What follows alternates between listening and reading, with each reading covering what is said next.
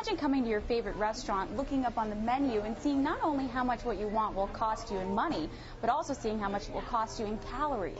The wind was so fierce that at some homes you could see corn from surrounding cornfields actually wedged into the side of the home. Other states in the country that require you to have a prescription when buying products with pseudoephedrine in it. The seasonal flu, this shot unfortunately does not protect against the H1N1 virus. Proceeds go to the American Cancer Society to support breast cancer research and breast cancer awareness. So they began collecting, and before they knew it, they had nearly 340,000 aluminum tabs. They say this serves as a reminder to everyone out enjoying the festivities downtown over the next few weeks to always make sure your items are secured. All 22,000 of Frankfurt Plant Board's customers were without power at one point. It's very quiet down here, not what everyone was hoping for tonight. As you can see, people just now filing out of these bars and restaurants that were filled earlier.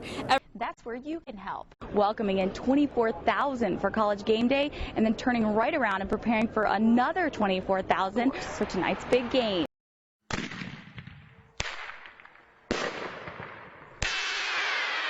That's the sound some Pulaski County residents will be hearing for the next few nights as the health department tries to scare hundreds of blackbirds from their trees. They scare the birds off and move them to a different roosting location. It's just a big nuisance there. The birds are coming in there every evening about dark. During the day, as you can see, the birds aren't around. They head out to the fields to feed. It's at night when they've been creeping into subdivisions to find cozy pine trees like these to roost.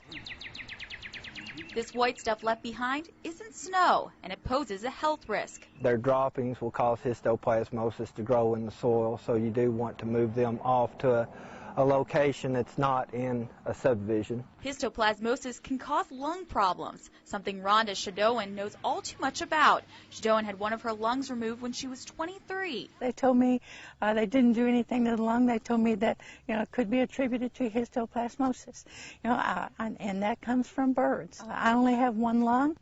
I don't want to take any chances with these dirty birds. She's tried everything from banging pots and pans to shooting off shotguns. All kinds of guns, even 30-30 shells up in the air, and after they come in, they're here to stay. She's not the only one complaining. It sounds like a helicopter coming in there when they're coming in. I mean, the whole sky is just black with birds, and you can't even talk like me and you're talking right now. I mean, it gets pretty loud. Now the health department is using this loud sound to counteract the problem. We continue to come out and scare them every year due to the fact that killing the birds would lead to more of a problem in dealing with all the dead carcasses. They're hoping to scare them far enough away so they won't continue to pose a problem in this or any surrounding neighborhoods. In Pulaski County, Kate Slattery, ABC 36. Your local news source. And over in here was clear, and I thought, well, this storm's going to go around. And then I looked, and I just saw this big bowl of, just like a whirlwind of clouds started just circling. Severe winds swept through the western portion of Casey County Friday afternoon. And about that time, it just got huge.